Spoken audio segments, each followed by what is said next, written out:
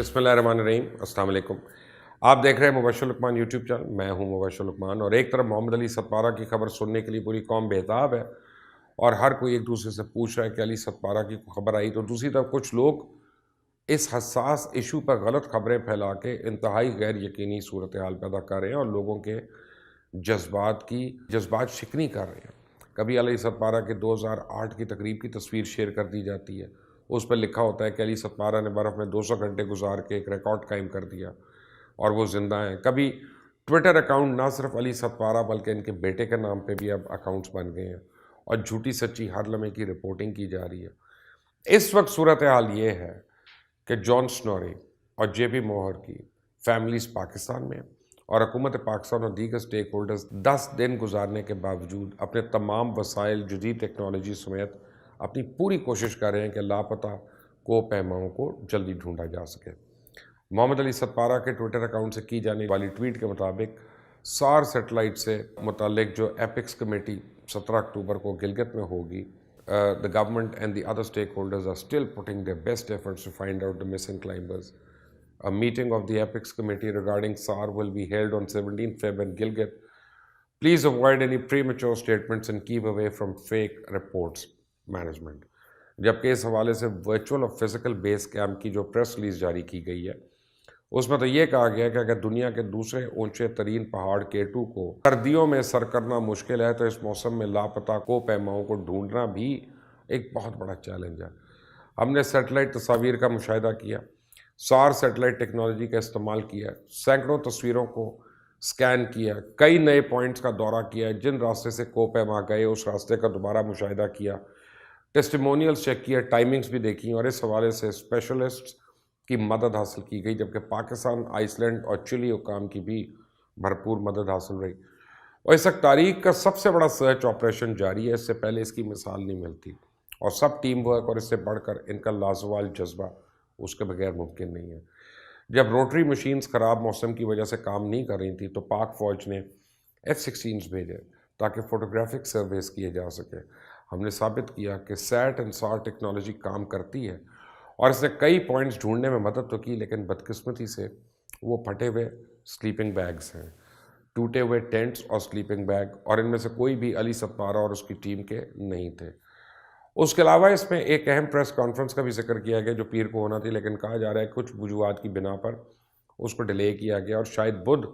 17 फरवरी को वो की जाएगी। उस प्रेस रिलीज में जॉन स्नोरी के 6 बच्चे, JP मोहर के 3 बच्चे और अली सतपारा के 4 बच्चों का भी जिक्र किया गया ताकि उनका हौसला बढ़ाने के लिए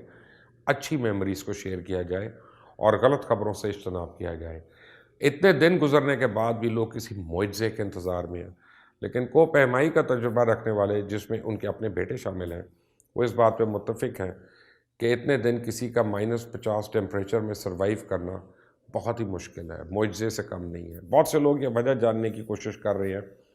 कि बिलाखिर ऐसा क्या हुआ कि पहाड़ों का चीता कहलाया जाने वाला मोहम्मद अली सतपारा पहाड़ों में कहीं खो गया। तो अली सतपारा के गाँव के लोगों के मुताबिक मोहम्मद अली सतपारा पहाड़ों से भेड़ को अपने कंधे पर डालकर नीचे उतरने का माहिर था। जब सबके सांस उखड़ जाते थे तो वो पहाड़ों पर भागने की सलाहियत रखता था। उसने सियाचीन जैसे महाज पे रात के अंधेरे में फौजियों के लिए राशन ले जाने का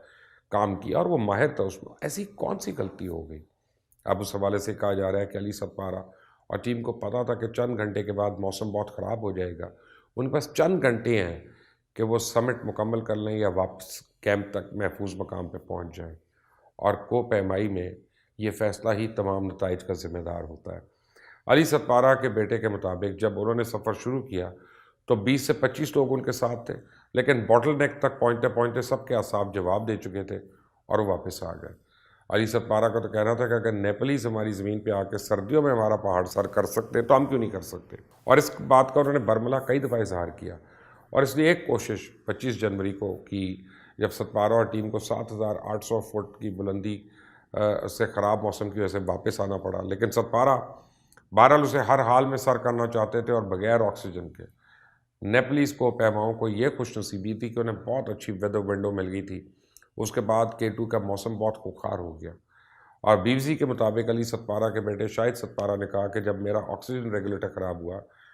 تو میرے والد نے مجھے ساتھ آنے کے لیے کہا، تو میں نے کہا میری طبیعت ٹھیک نہیں ہے، تو انہوں نے کہا کہ تھوڑا سا چلو ٹھیک ہو جاؤ گے، لیکن میں باٹل نیک کے پاس سے واپس آ گیا کیونکہ میری ہمت جواب دے چکی تھی اور میری حالت بگڑ رہی تھی۔ علی ستپارہ چاہتا تھا کہ جب وہ K2 بغیر آکسیجن کے سر کرے تو اس کا بیٹا اس کے ساتھ ہو، اور علی ستپارہ نے 2019 میں اپنے ایک انٹرویو میں کہا تھا کہ ہم 14 دوستوں میں سے 12 دوست موت کے منہ میں جا چکے ہیں، اور اکثر میرے دوست مجھ سے پوچھتے ہیں کہ علی تم کب مرنے جا رہے ہو؟ تو جب شاہد ستپارہ سے پوچھا گیا تو اس کے والد اس بات پہ اصرار کیوں کر رہے تھے، تو اس کا کہنا تھا میرے والد ہر حال میں اس چوٹی کو سر کرنا چاہتے ہیں، اور اس حوالے سے بھی کئی ماہرین کا خیال ہے کہ جب آپ خطروں میں اور آنے والے طوفانوں کو نظر انداز کرتے ہیں تو مشکل میں پھنسنے کے امکانات زیادہ ہو جاتے ہیں۔ بہرحال نرمل پوجا دنیا کی دوسری بڑی چوٹی K2 سر کرنے والی 10 نیپالی کو پیماؤں کی ٹیم کے رکن تھے۔ انہوں نے سردی میں K2 سر کرنے کا ایکسپیرینس شیئر کرتے ہوئے کہا کہ نارتھ کنگ کے نام سے جانے والے اس پہاڑ نے انہیں بہت مشکل وقت دیا، لیکن ان کا مقصد تو اس کو سر کرنا تھا اور اس لیے وہ کامیاب ہوئے۔ سردیوں میں K2 کو سر کرنا انتہائی مشکل ہے، اور یہ انہوں نے اس مہم کے دوران خود دیکھا اور محسوس کیا، اور اس حوالے سے اکثر یہ سوال بھی ہوتا ہے کہ اتنا مشکل پہاڑ، اوپر سے سردیوں میں بغیر آکسیجن، اسے سر کرنے کی پیچھے راز کیا ہے؟ تو اس حوالے سے بڑے ماؤنٹینئرنگ کا تجربہ رکھنے والوں کا کہنا ہے کہ کوہ پیمائی بھی ایک گیم ہے، اور اس میں ہر کوہ پیما ریکارڈ بنانے کا خواہش مند ہوتا ہے۔ کوئی کم وقت میں کسی چوٹی کو سر کرتا ہے، دوسرا چاہتا ہے اس سے بھی کم وقت میں چوٹی تک پہنچ جائے، اور یہ سلسلہ اسی طرح جاری و ساری رہتا ہے۔ سردیوں میں چوٹیوں کو سر کرنے والے کوہ پیماؤں کے لیے پہاڑی تودوں کا خطرہ کم ہوتا ہے، لیکن سردیوں میں اس کے علاوہ اور بڑے خطرات ہوتے ہیں۔ سردی میں شدید موسم میں جہاں درجہ حرارت -70 تک پہنچ جاتا ہے اور ساتھ میں ہوا کی رفتار بڑی تیز ہو جاتی ہے، تو یہ صورتحال برفانی تودوں سے بھی زیادہ خطرناک ہے، لیکن پھر بھی جسمانی لحاظ سے فٹ کوہ پیما اس چیلنج کو قبول کر کے چوٹی سر کرنے نکل جاتے ہیں۔ اور پاکستان میں واقع K2 سمیت دیگر بلند چوٹیوں میں کوہ پیماؤں کے ساتھ کسی نہ کسی ناخوشگوار واقعے کی صورت میں ریسکیو آپریشن عسکری ایویشن نامی کرتا ہے، جو پاکستان میں کمرشل کمپنی ہے، جو کہ پاکستان آرمی کے ریٹائرڈ ایویشن شعبوں سے وابستہ اہلکاروں کے زیر انتظام ہے۔ عام طور پہ کوہ پیما جب K2 سر کرنے جاتے ہیں تو عسکری ایویشن نامی ایک پاکستانی ادارے کے پاس $15,000 یعنی تقریباً 23 لاکھ روپیہ قابل واپسی رقم جمع کرانی پڑتی ہے، اور کسی بھی ناخوشگوار واقعے کی صورت میں پاکستان آرمی کی جانب سے عسکری ایویشن کو درخواست دینے کے بعد ہیلی کاپٹر کے ذریعے ریسکیو سروس فراہم کی جاتی ہے۔ اگر مہم جوئی کے دوران کوئی ناخوشگوار واقعہ پیش نہ آئے تو جمع کروائی ہوئی رقم میں سے $300-400 بطور سروس فیس کاٹ کے باقیہ رقم جو ہے وہ کوہ پیما کو واپس ہو جاتی ہے، لیکن موجودہ سرچ آپریشن پاکستان آرمی کی طرف سے مفت کیا جا رہا ہے، اور محمد علی ستپارہ اب قومی یکجہتی کی علامت بن چکے ہیں۔ انہیں پورے پاکستان کی محبت اور دعائیں حاصل ہیں۔ ان کی بخیریت واپسی کے لیے پاکستان کا ہر فرد آج بھی دعا گو ہے۔ ہم اللہ سے دعا کرتے ہیں کہ اللہ تعالیٰ معجزہ کرے اور یہ تینوں واپس اپنے گھر والوں کے ساتھ آ کے مل جائیں۔ آمین ثم آمین۔ اللہ حافظ۔